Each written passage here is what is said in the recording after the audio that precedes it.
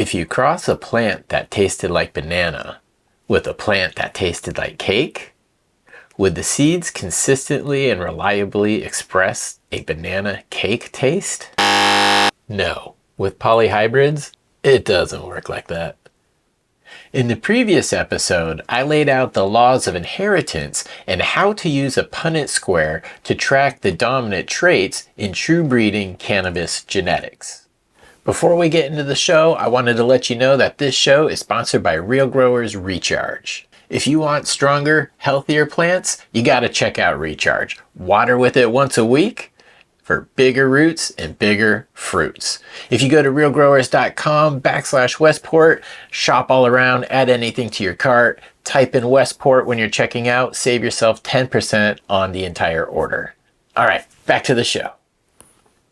True breeding cannabis means that the offspring are all identical to each other. The fancy term for having that consistency is homozygous.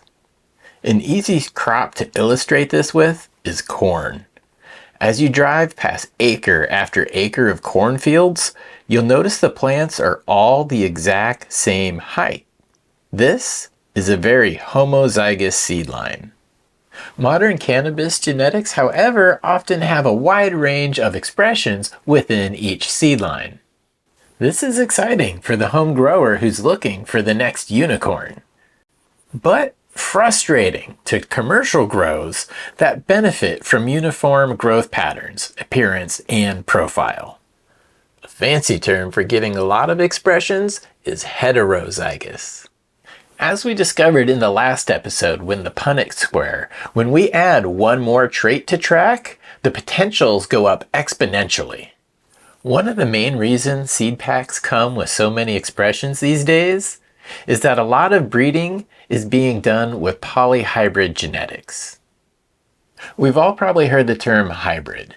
Hybrids are generally understood as a combination of two true breeding homozygous plants. Polyhybrids, however, have parents that differed in a number of expressed genes. I mean, basically you could think about it of like hybrids on hybrids, sometimes on hybrids on hybrids. As we saw with the Punnett square, trying to track just 4 traits gave us 256 boxes with 18 phenotypes and 81 genotypes. Offspring of polyhybrid crosses can often look unrelated and produce plants with very different traits. While some say this is good for people who want to hunt unicorns, the proliferation of polyhybrids could come with some unintended consequences. We'll get into those topics on future episodes. The point that I'm illustrating here today is that breeding with polyhybrids makes it a heck of a lot more difficult to lock in traits, which is potentially why we see less genetics with homozygous offspring. Too much work. It takes time to isolate and lock in traits that reliably pass to every future generation. But that should be the goal of any breeding project. Here are my top 3 tips for isolating desirable traits from polyhybrid genetics. Number 1. Number 1, have half of your breeding project from a true breeding line. That way, when you grow out the progeny, you'll easily be able to see what traits are coming from what plant. Is it that true breeding line, or is it something different which is coming from your polyhybrid? That is one easy tip. Number 2. Number 2, selection is key. As you continue from one generation of offspring to the next, selecting the plants that have the desired trait and recombining them increases the frequency of the genes responsible for that particular trait. Number 3.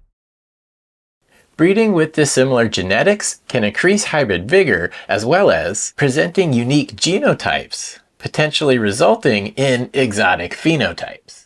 So now you know what a polyhybrid is. why they make true breeding difficult, and also a few things you can do to reduce the amount of time needed to turn a polyhybrid line with a desirable trait into a stable genetic that represents that magical trait each and every time. Coming up next episode, we'll talk about what makes a strain commercially viable versus something that really only a home grower can get away with growing.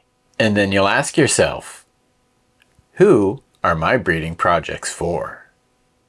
Thank you for watching. I'm Chad Westport, chad.westport on Instagram, Chad Westport on YouTube, and also the chadwestport.com website. So thanks for kicking it. More breeder tips coming up in the future. Party on, everybody.